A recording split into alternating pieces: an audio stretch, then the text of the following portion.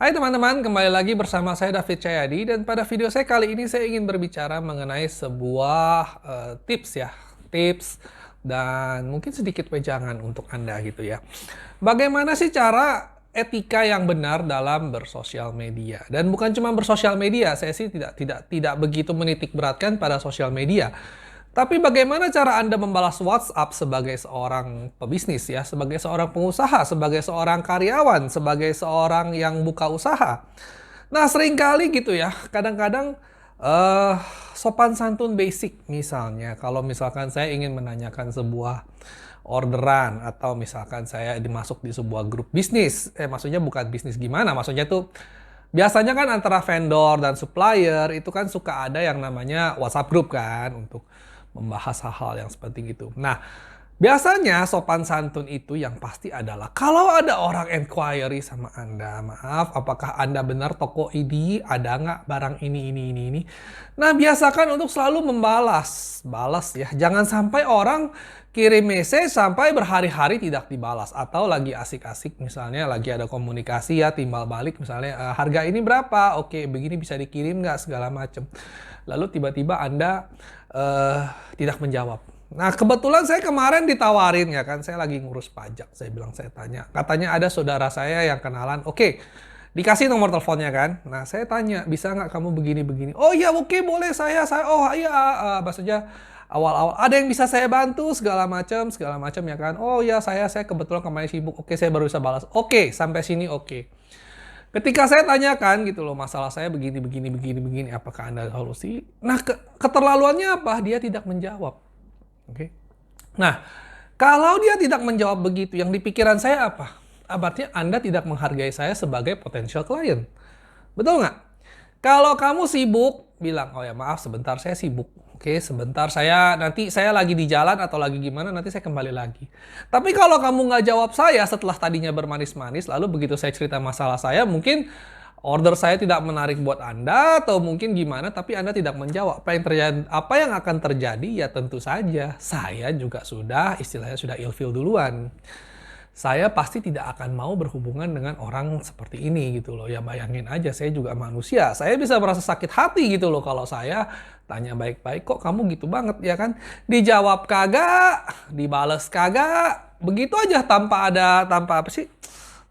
ada kelanjutan. Ya sudah, sekali saja saya pasti akan cari orang lain untuk membantu saya, untuk kebutuhan saya. Nah, jangan sampai hal-hal seperti ini terjadi pada bisnis Anda juga. Kalau misalkan ada orang tanya, take a little bit of effort untuk cek gitu loh, siapa aja sih, ya kan, WhatsApp saya siapa aja yang belum saya balas. Kalau misalkan saya sedang sibuk, kalau misalkan ada buyer saya nanya, ini berapa harganya, ya kan, sedangkan saya sedang sebenarnya bukan saya nggak tahu, tapi saya ingin double check dulu ya kan. Saya ingin cek beberapa hal, misalnya harga produksi saya berapa sih, gitu kan, komposisinya berapa segala macam. Ya Anda nggak usah langsung jawab, ya kan.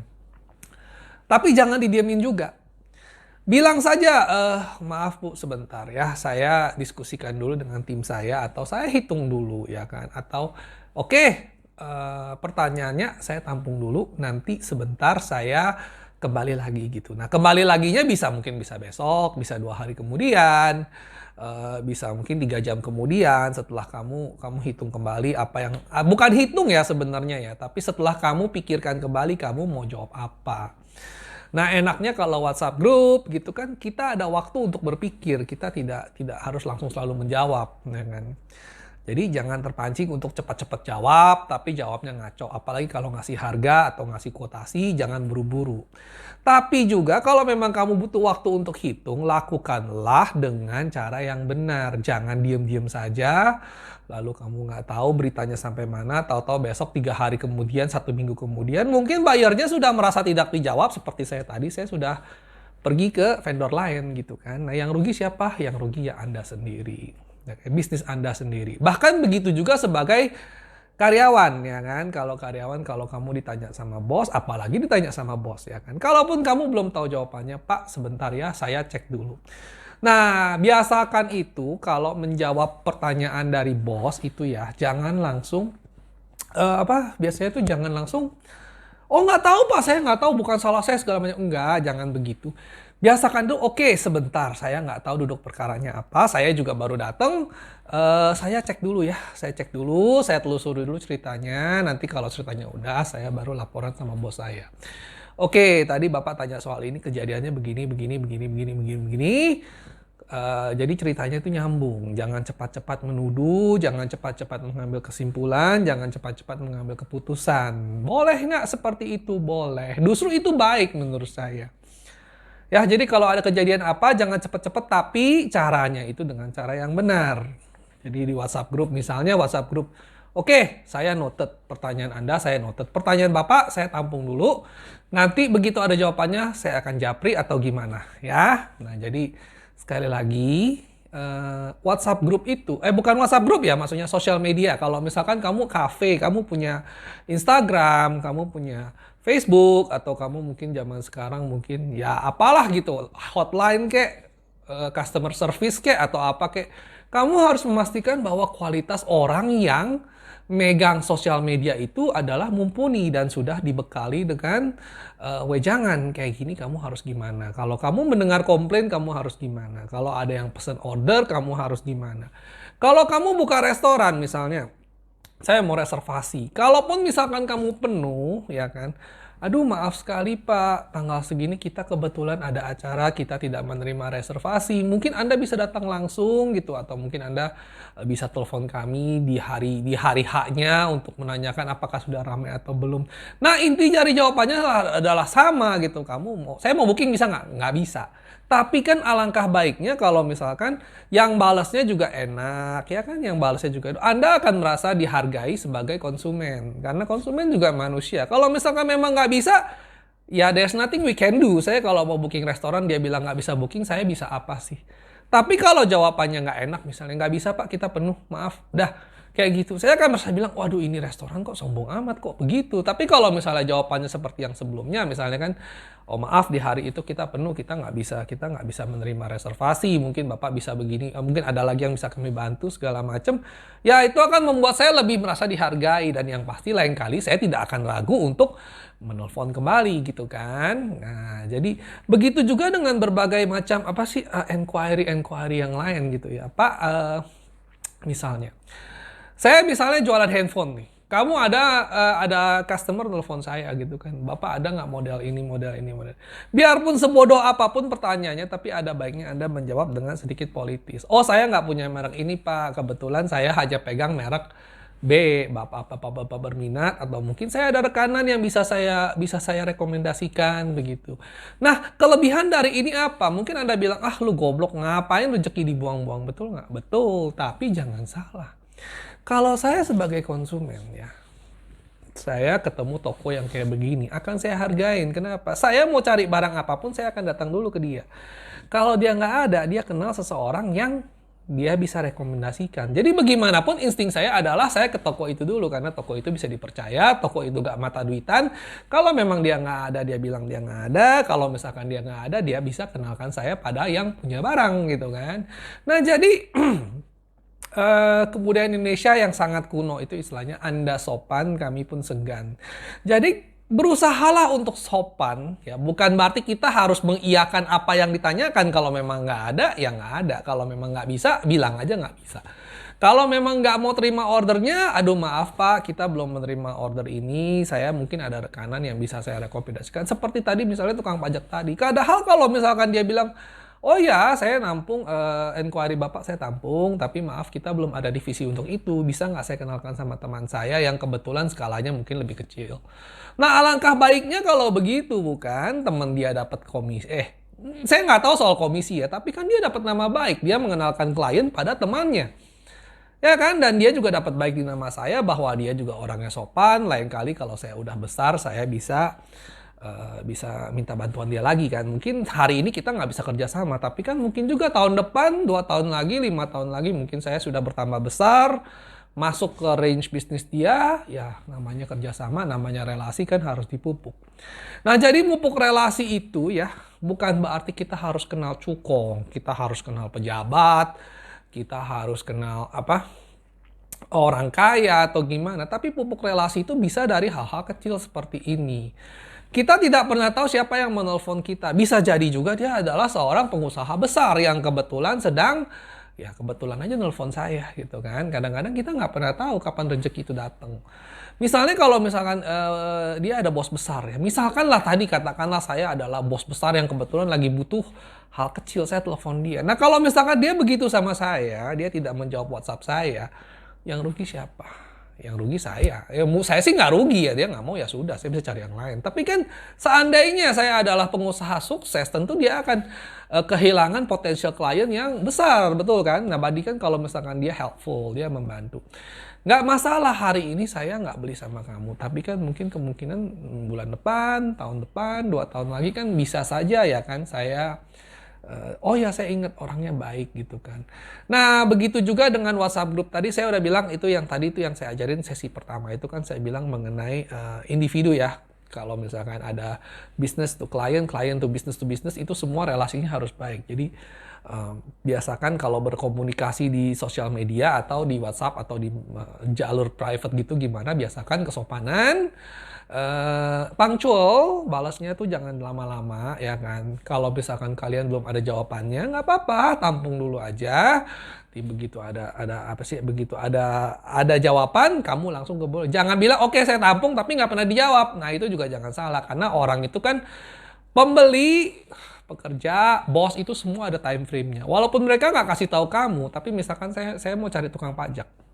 Saya tanya kamu, kalau kamu nggak jawab dalam 2-3 hari, ya udah saya anggap kamu tidak mau order saya akan cari orang lain. Karena usaha saya tidak bisa menunggu jawaban kamu semata. Mau, enggak. Kalau mau ya mau. Kalau enggak, ya enggak. Jangan mau, ya enggak. Jadi memang kadang-kadang budaya Indonesia itu suka tersinggung, suka kalau misalnya sangat sungkan untuk bilang saya nggak bisa mau, saya nggak terima, saya tidak menolak order ini, nggak apa-apa. Ya itu resiko lah, kalau kita sudah bilang baik-baik, aduh maaf kita tidak bisa menerima order ini, dia mau tersinggung, ya itu urusan dia. Toh saya sudah melakukan hal yang benar. Daripada saya nggak jawab, akhirnya yang benar-benar orang seperti saya tadi juga akan, istilahnya gini loh, kamu nggak bisa menyenangkan semua orang. Kalau memang kamu nggak bisa menyenangkan semua orang, kenapa kamu nggak berlaku yang formal saja gitu kan? Saya rasa itu yang sudah baik Anda lakukan saja. Nah, sesi kedua ini, saya akan bicara mengenai WhatsApp group. WhatsApp group, Telegram group, social media group, mailing list, segala macam ya. Ini kan sudah menjadi bagian dari abad ke-21 ya. Semua orang pasti adalah WA group. Mungkin alumni, mungkin teman gosip, mungkin arisan, mungkin sesama pengusaha, mungkin sesama pedagang, mungkin koperasi, mungkin juga persatuan sesama ojek daring atau apalah pokoknya WhatsApp group Anda saya rasa sudah sangat-sangat familiar sekali. Nah, saya bukan ajarkan ya, saya ingatkan Anda gitu loh ya. Apa yang harus Anda ingat baik-baik di sebuah WA group adalah kesatu. Kita tidak pernah tahu siapa saja penghuni di grup tersebut. Kalaupun grup ini adalah grup keluarga, kalaupun grup ini adalah grup alumni, grup teman dekat yang menurut kita itu kita tahu siapa saja di sana, betul. Tapi kadang-kadang ingat ya, kita tidak pernah tahu afiliasi seseorang. Saya juga tidak pernah menyangka bahwa di grup saya ada yang pro si A misalnya, ada yang pro si B, ada yang pro si C dalam politik biasanya ya, ada yang belain si A, ada yang belain si B, ada yang setuju, ada yang nggak setuju, ada yang menghujat, ada yang nyinyir. Nah itu semua kita nggak pernah tahu. Nah makanya saya biasanya kalau dalam WhatsApp group itu ya, hindarilah bicara soal politik. Hindarilah bicara soal sara yang berbau-bau suku, agama, dan ras. Itu hindarin. Kalau kamu mau ngejoke ya boleh. Tapi ingat ya, bijaklah dalam WA group. Karena kita nggak pernah tahu ada siapa di dalam. Ya kan? Kita nggak pernah tahu afiliasi politik mereka. Kita nggak pernah tahu afiliasi agama mereka. Kita nggak pernah tahu apakah mereka itu pro sama kebijakan tertentu atau enggak. Jadi lebih baik, lebih amannya. Apalagi kalau misalkan WA grupnya itu adalah WhatsApp grup kantor atau WhatsApp grup supplier atau gimana. Jadi hindarilah bicara-bicara soal mengenai joke pun tidak, sebenarnya gini loh ya, yang menurut Anda lucu bisa saja menyinggung menurut orang lain.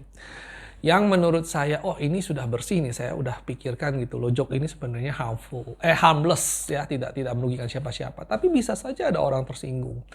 Misalnya saya berjoke tentang Amerika, bisa saja ada orang yang setuju dengan Amerika, lantas dia tidak suka dengan joke saya, akhirnya peperangan pun terjadi, akhirnya selisih pendapat pun dimulai.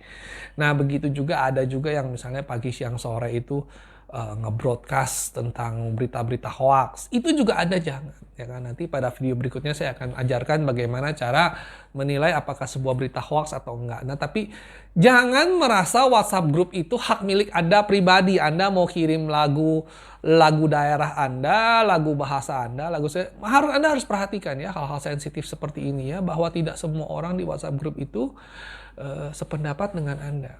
Kalau misalkan rasa makanan masih oke. Tapi kalau misalkan kita sudah bicara soal politik ya kan, soal perdebatan soal agama, soal polemik yang terjadi, misalnya kemarin ada demo ya kan, demo menurut saya, itu orang ngapain sih demo-demo gini segala macam, nyusahin orang aja segala macam. Mungkin buat saya pribadi, mungkin buat saya ya benar, saya mau jalan itu jalan ditutup ya kan. Tapi kan bagi sebagian orang yang merasa aspirasinya tersampaikan dan penting, misalnya, kok lu begitu amat sih? Demo itu kan penting. Kamu tidak memikirkan kepentingan saya. Misalnya kepentingan saya diwakilkan oleh si pendemo tersebut.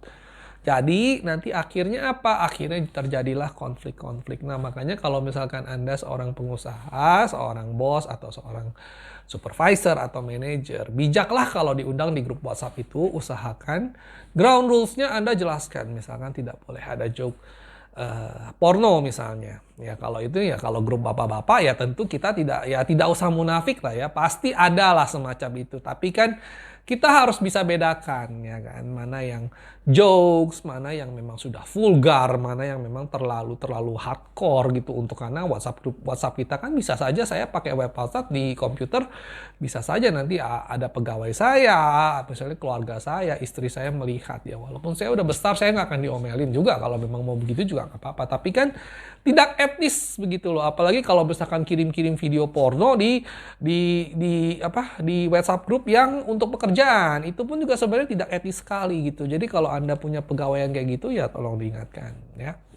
Oke, jadi no sara, no politik, no pornografi segala macem, dan tolong juga pendapat Anda itu ya tolong simpen aja untuk sendiri ya, jangan tiap hari misalnya ada yang bela, oh saya negara ini nomor 1 nih, oh saya sangat bangga dengan negara ini, sampai hoax apapun juga Anda kirim ya. Jadi bijaklah ya. Mungkin menurut Anda itu lucu, menurut Anda itu bagus, menurut Anda itu benar, tapi ingatlah ya, apa yang Anda broadcast itu mencerminkan siapa Anda. Kalau Anda tiap hari broadcast sampah, broadcast hoax, broadcast perpecahan, broadcast konflik, broadcast kebencian, itu artinya Anda itu tidak jauh dari apa yang Anda broadcast, betul nggak? Kalau saya tiap hari broadcast joke yang rasis, ya kan, yang menyindir, itu artinya apa ya? Saya rasis. Saya nggak akan jauh beda dari joke yang saya kirim.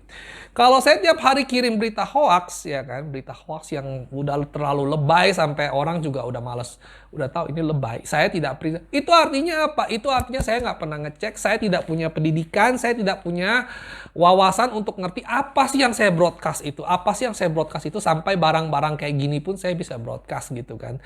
Nah, jadi mungkin menurut Anda lucu, ingat, internet itu sudah ada sejak 30 tahun lalu. Apa yang menurut kamu lucu, kayak gambar lucu, kayak gambar bagus, kayak semua saya udah pernah lihat.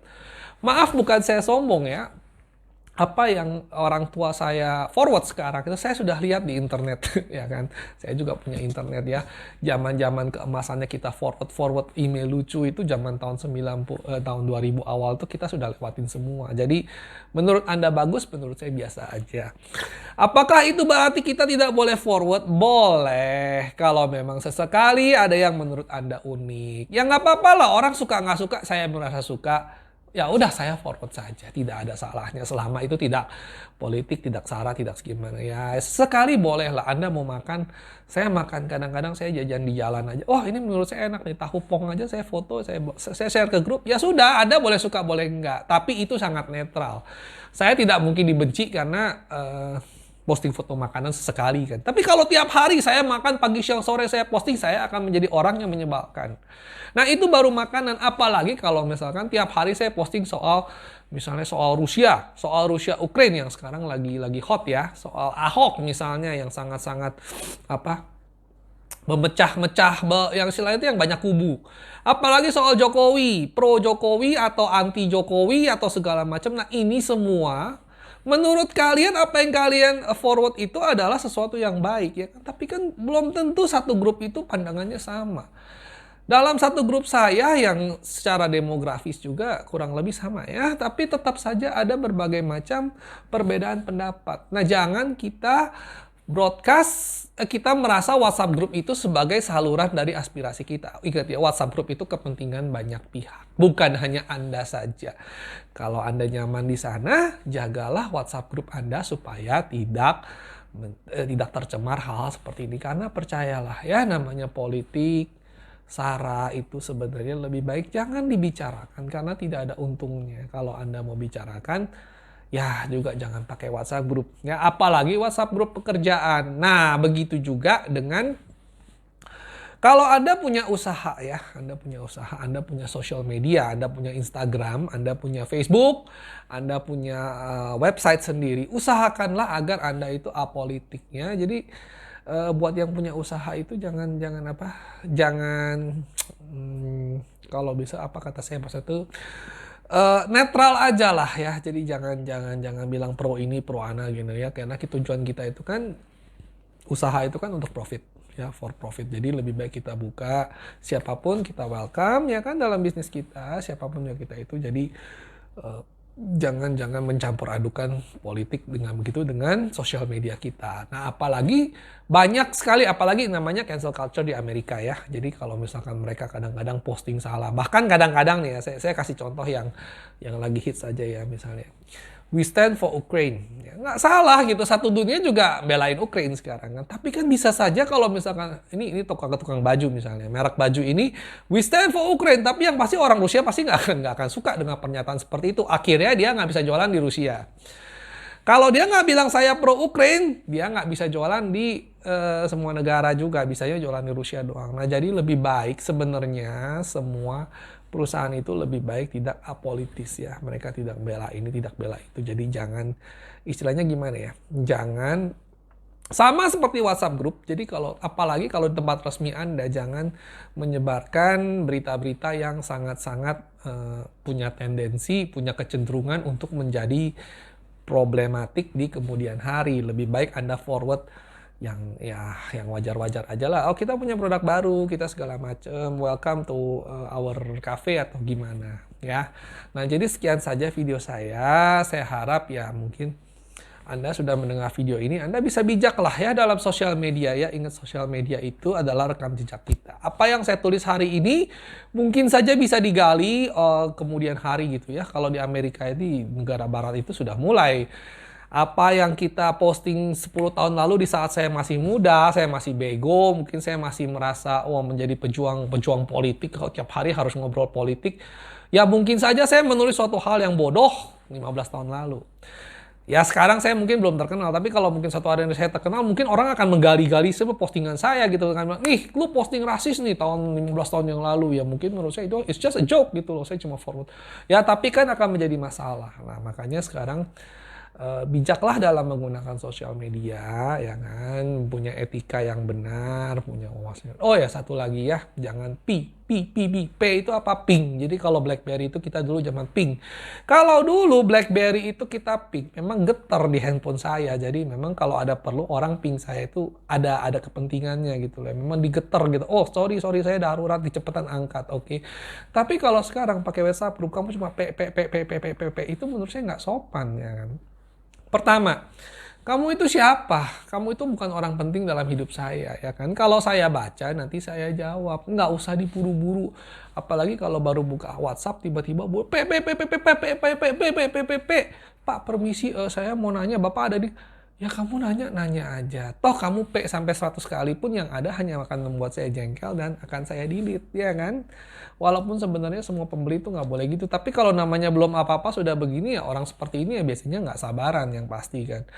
Jadi ya biasakanlah untuk bersabar ya kan. WhatsApp itu jangan jangan apa sih, ingat ya, kehidupan orang itu terus berjalan. Kerjaan saya itu bukan balas WhatsApp kamu seorang. Kerjaan dia pun bukan cuma balasin WhatsApp saya seorang. Jadi kita juga harus realistik, kita juga harus ya istilahnya tuh ada tenggang rasa lah ya. Kita jangan bilang kita balas, kita WhatsApp sekarang harus dibalas detik ini juga. Mungkin dia lagi sibuk, mungkin dia lagi nyetir, mungkin dia lagi gimana. Tapi bukan berarti kita udah WhatsApp mereka, mereka juga nggak balas sampai 3 hari, ya itu saya tidak masuk akal ya. Zaman sekarang namanya orang WA itu bisa sampai 2 hari nggak dibalas, 1 hari nggak dibalas aja saya merasa sudah nggak sopan gitu kan.